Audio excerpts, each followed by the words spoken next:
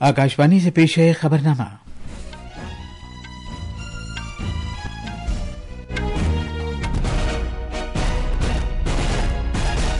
आदाब। खबरनामे के साथ मैं असलम बेग। पहले इस वक्त की खास खबरें। वक्फ तरमीमी बिल 2024 आज लोकसभा में गौर खौज और मंजूरी के लिए पेश किया जाएगा। ईपीएफओ ने मजीद 15 बैंकों को अपनी फहरिस्त में शामिल किया है। इस तरह अदायगी के निजाम को तोसी हासिल हुई है। भारत ने पिछले माली साल के दौरान काबिल तजदीद तवानाई की सलाहियत में 25 गीगावाट का रिकॉर्ड इजाफा किया है। म्यांमार में जलजले में मरने वालों की तादाद 2700 से ज्यादा हो गई है। भारत ने ऑपरेशन ब्रह्मा के तहत इंसानी हमदर्दी की बुनियाद पर 625 मीट्रिक टन इमदाद पहुंचाई है। और आईपीएल T20 क्रिकेट में कल शाम पंजाब किंग्स ने लखनऊ सुपर जायंट्स को 8 विकेट से हराया। अब खबरें तफसील से। हुकूमत आज लोकसभा में गौर खौज और मंजूरी के लिए वक्फ तरमीमी बिल 2024 पेश करेगी। पार्लिमानी उमूर के वजीर किरण रिजिजू ने, जिनके पास अकलियती उमूर की वजारत का कलमदान भी है, कहा कि ऐवान में बिल पर बहस के लिए 8 घंटे मुख्तस किए गए हैं। The Honorable Speaker made an announcement that 8 hours is fixed right now for Waqf Amendment Bill, and if required, we will take the sense of the House and extend the time for discussion. Government is very honestly and keenly looking forward to have a proper discussion on Waqf Amendment Bill. Parliament house में नामनिगारों से बात करते हुए जनाब रिजिजू ने कहा कि हुकूमत ऐवान में बिल से मुताल्लिक तमाम सवालों का जवाब देने के लिए तैयार है। बीजेपी ने अपने तमाम अरकान पार्लियामेंट को लोकसभा में मौजूद रहने के लिए व्हिप जारी किया है। एनडीए की हलीफ जमातों जनता दल यू और तेलुगु देशम पार्टी ने भी अपने अरकान पार्लियामेंट को ऐवान में मौजूद रहने और हुकूमत के मौकिफ की हिमायत करने के लिए व्हिप जारी किया है। कांग्रेस ने भी अपने तमाम अरकान पार्लियामेंट को ऐवान में मौजूद रहने के लिए व्हिप जारी किया है। पार्लियामेंट के दोनों ऐवानों में INDIA ब्लॉक के लीडरों ने कल नई दिल्ली में वक्फ तरमीमी बिल पर अपनी हिकमत अमली पर तबादला ख्याल के लिए मीटिंग की। हमारे नामनिगार ने बताया है कि इस बिल का बुनियादी मकसद वक्फ जायदादों के इंतजाम और बंदोबस्त में खामियों को दूर करना है। वक्फ तरमीमी बिल 2024 का मकसद वक्फ बोर्ड के कामकाज को आसान बनाना और वक्फ जायदादों के मुअस्सिर इंतजाम को यकीनी बनाना है। बिल का मकसद वक्फ कानून 1995 में तरमीम करना है ताकि वक्फ जायदादों को मुंजबित करने और उसके इंतजाम में दरपेश मसाइल और चैलेंजों को दूर किया जा सके। ये बिल वक्फ जायदादों के इंतजाम और बंदोबस्त को बेहतर करने की कोशिश है। ये बिल तब्दीलियों को मुतारफ कराकर मसलन वक्फ जायदादों की नए सिरे से तोज़ी और तशरीह, रजिस्ट्रेशन के अमल को बेहतर बनाकर और वक्फ रिकॉर्ड्स के इंतजाम में टेक्नोलॉजी के किरदार को बढ़ाकर साबिका कानून की खामियों को दूर करने और वक्फ बोर्ड्स की कारकर्दगी में इजाफा करने का इरादा रखता है। सकलेन अख्तर की रिपोर्ट के साथ खबरनामे के लिए मैं मोहम्मद अम्मार। ये बिल गुज़श्ता साल अगस्त में लोकसभा में पेश किया गया था। इस बिल को मजीद गौर खौज के लिए बीजेपी के रुकन पार्लियामेंट जगदम्बिका पाल की सरबराही में तश्कील करदा मुश्तरका पार्लिमानी कमेटी को भेजा गया था। कमेटी ने कुल 36 मीटिंगें की, जिसमें मज़कूरा कमेटी ने मुख्तलिफ वजारतों और महकमों के साथ साथ अहम इदारों के नुमाइंदों के ख्यालात और तजावीज़ को सुना। कमेटी को फिजिकल और डिजिटल दोनों वसीलों से मजमूई तौर पर 97 लाख से ज्यादा तजावीज़ मौसूल हुई। राज्यसभा ने मफादात के तहफ़्फ़ुज़ से मुतालिक एयरक्राफ्ट ऑब्जेक्ट्स बिल 2025 को मंजूरी दे दी है।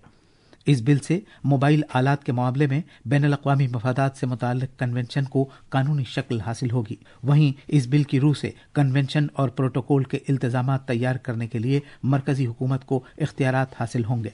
मुलाजिमीन के प्रोविडेंट फंड की तंजीम EPFO ने मजीद 15 बैंकों को अपनी फहरिस्त में शामिल करके मरकजियत पर मबनी अपने कसीर मुल्की वसूलियाबी निज़ाम की तोसी की है। अब फहरिस्त में इन बैंकों की कुल तादाद 32 हो गई है। EPFO ने इस सिलसिले में सरकारी और प्राइवेट शोबों के बैंकों के साथ ये मुआहदे मेहनत और रोजगार के मरकजी वजीर डॉक्टर मनसुख मांडविया की मौजूदगी में कल नई दिल्ली में किए। जिन 15 बैंकों को फहरिस्त में शामिल किया गया है, अब वो सालाना वसूलियाबी में तकरीबन 12,000 करोड़ रुपए की रास्त अदायगी कर सकेंगे और उन मुलाजिमीन तक बराह रास्त रसाई हासिल कर सकेंगे जिनके खाते इन बैंकों में है। डॉक्टर मांडविया ने इस मौके पर कहा कि एक नए भारत की तरफ मुल्क की पेशरफ्त को EPFO जैसे इदारों की जानिब से खातिर खाह मदद मिल रही है। ये इदारे मुल्क के मुस्तकबिल की तश्कील में अहम रोल अदा करते हैं। देश में 8 करोड़ से अधिक ईपीएफओ के मेंबर हैं और 78 लाख से अधिक पेंशनर है, उसको सुविधा रहे इसलिए आज तक देश में 17 बैंक के द्वारा ईपीएफओ का एक्सेस था, वो बढ़ा के और 15 बैंक जोड़ी जा रही है। ये खबरनामा आकाशवाणी से नश्र किया जा रहा है। भारत के काबिल तजदीद तवानाई के शोबे को पिछले माली साल के दौरान अब तक की सबसे ज्यादा सलाहियत हासिल हुई है। इसमें 25 गीगावाट सलाहियत का इजाफा हुआ है। नई और काबिल तजदीद तवानाई के वजीर प्रहलाद जोशी ने यह बात कल नई दिल्ली में एक प्रेस कॉन्फ्रेंस से खिताब करते हुए कही। उन्होंने कहा कि इस शोबे में पिछले माली साल के दौरान तकरीबन 35% का इजाफा हुआ, जबकि माली साल 2023-24 के दौरान 18.57 गीगावाट सलाहियत थी।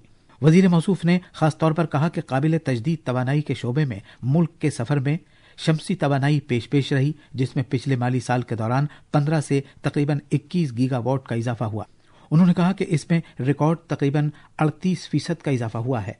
वजीर आजम नरेंद्र मोदी ने भारत के काबिल तजदीद तवानाई के शोबे में इजाफे की सताइश की है।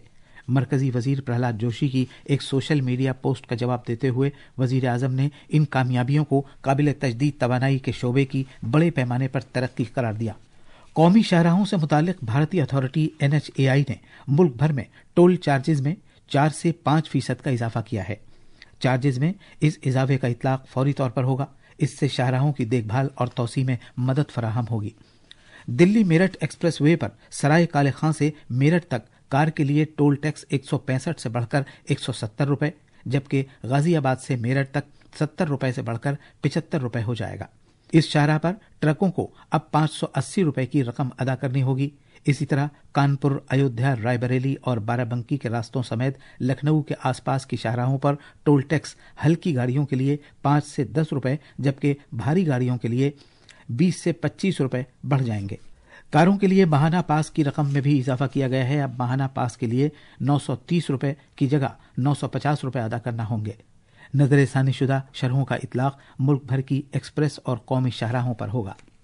खवातीन और बच्चों की बहबूद की वजारत ने कहा है कि भारत में बच्चों को गोद लिए जाने के निजाम की माली साल 2024-25 में काफी पिजराई हुई है और इस साल के दौरान रिकॉर्ड 4,515 बच्चों को गोद लिया गया।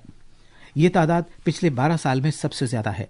4,155 बच्चों को मुख्तलिफ घरानों ने गोद लिया है, जिससे मुल्क में बच्चों को कानूनी तौर पर गोद लिए जाने के रुझान में इजाफे की अक्कासी होती है।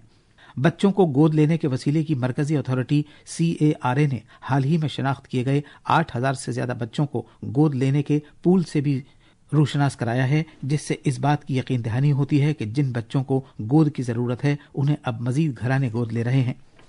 वजारत ने यह भी बताया कि मुल्क भर में बच्चों को गोद लेने की 245 नई एजेंसियां कायम की गई हैं। म्यांमार में पिछले हफ्ते के तबाहकुन जलजले में मरने वालों की तादाद 2,700 से ज्यादा हो गई है। म्यांमार के फौजी रहनुमा मिन ऑन्ग लैंग ने कल टेलीविजन पर अपने खिताब में कहा कि यह तादाद 2,719 हो गई है और इम्कान है कि यह 3,000 से ज्यादा हो जाए।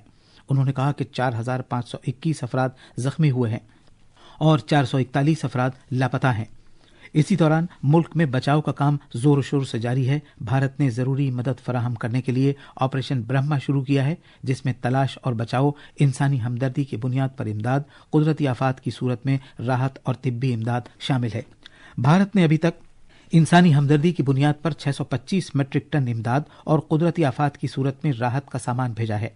ब्रह्मा ऑपरेशन के तहत ये सामान 6 तैयारों और 6 भारतीय बहरी जहाजों के जरिए रवाना किया गया है। वजारत खारिजा ने कहा है कि एक भारतीय तिब्बी दस्ते ने फौजी फील्ड अस्पताल कायम किया है, जिसमें अभी तक 104 लोगों का इलाज मुआवजा किया गया है और 2 बड़े ऑपरेशन किए गए हैं।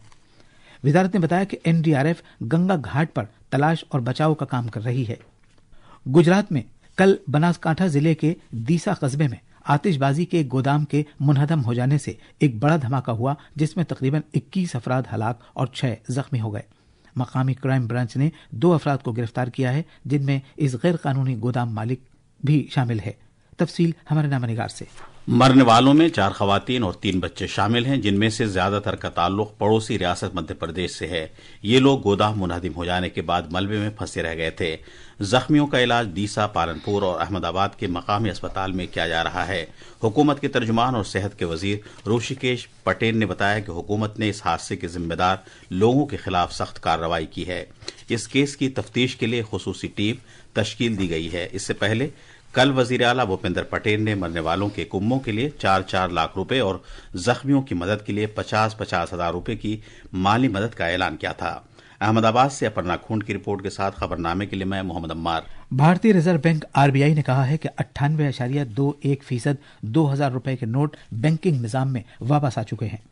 19 مئی 2023 کو RBI نے 2000 روپے کے بینک نوٹوں کو چلن سے ہٹانے کا اعلان کیا تھا۔ RBI نے ایک بیان میں کہا ہے کہ 19 مئی 2023 کو کاروبار کے اختتام پر چلن میں رہنے والے 2000 روپے کے بینک نوٹوں کی کل مالیت 3.56 لاکھ کروڑ روپے تھی، جو اس سال 31 مارچ کو کاروبار کے اختتام پر کم ہو کر 6366 کروڑ روپے ہو گئی۔ سری لنکا بحریہ کی جانب سے سرحد پار ماہی گیری کے مبینہ الزامات کے تحت گرفتار کیے گئے 13 ماہی گیروں کو کل جیل سے رہا کر دیا گیا، جس کے بعد وہ کل رات تمل ناڈو کے چنئی ہوائی اڈہ پہنچے۔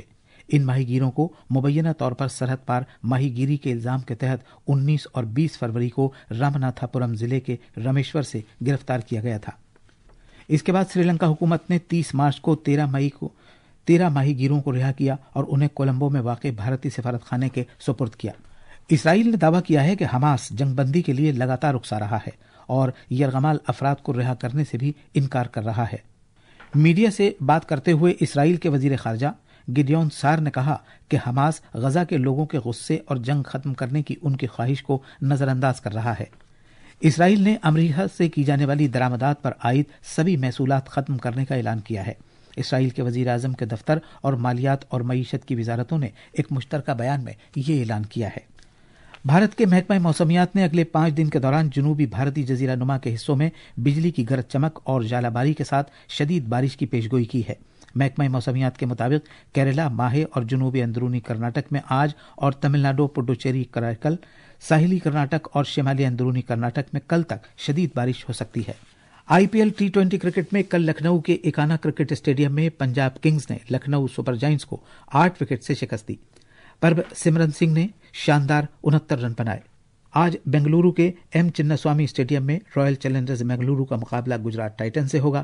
یہ میچ شام 7:30 بجے شروع ہوگا۔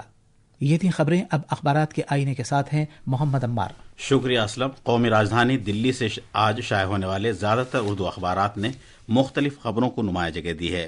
روزنامہ ملاپ نے چلی کے صدر گیبریل بورک کے بھارت دورے سے متعلق خبر کو اہمیت کے ساتھ شائع کیا ہے۔ چلی کے صدر نے وزیر اعظم نے مودی سے 2 طرفہ ملاقات کی۔ اس دوران کئی اہم مفاد ناموں پر دستخط کیے گئے۔ روزنامہ انقلاب نے آج لوک سبھا میں پیش کیے جانے والے وقف ترمیم بل 2024 سے متعلق خبر کو صفحہ اول پر جگہ دی ہے۔ اخبار کے مطابق کانگریس اور BJP دونوں نے اپنے اپنے ارکان پارلیمنٹ کے لیے وپ جاری کیا ہے اور ان سے آج پارلیمنٹ میں حاضر رہنے کو کہا ہے۔ روزنامہ انقلاب نے دلی اسمبلی میں کل فضائی آلودگی سے متعلق CAG رپورٹ پیش کیے جانے کی خبر کو نمایاں طور پر شائع کیا ہے۔ اس دوران اپوزیشن نے ایوان سے واک آؤٹ کیا۔ وہیں روزنامہ ملاپ نے مدھیہ پردیش میں مذہبی اہمیت کے حامل 19 قصبوں اور گرام پنچایتوں میں شراب پر مکمل پابندی کی خبر کو اپنی شہ سرخی بنایا ہے۔ اور آخر میں خاص خبریں ایک بار پھر۔ وقف ترمیمی بل 2024 آج لوک سبھا میں غور و خوض اور منظوری کے لیے پیش کیا جائے گا۔ EPFO نے مزید 15 بینکوں کو اپنی فہرست میں شامل کیا ہے۔ اس طرح ادائیگی کے نظام کو توسیع حاصل ہوئی ہے۔ بھارت نے پچھلے مالی سال کے دوران قابل تجدید توانائی کی صلاحیت میں 25 گیگا واٹ کا ریکارڈ اضافہ کیا ہے۔ میانمار میں زلزلے میں مرنے والوں کی تعداد 2700 سے زیادہ ہو گئی ہے۔ بھارت نے آپریشن برہما کے تحت انسانی ہمدردی کی بنیاد پر 625 میٹرک ٹن امداد پہنچائی ہے۔ اور IPL T20 کرکٹ میں کل شام پنجاب کنگز نے لکھنؤ سپر جائنٹس کو 8 وکٹ سے ہرایا۔ اسی کے ساتھ یہ خبرنامہ ختم ہوا۔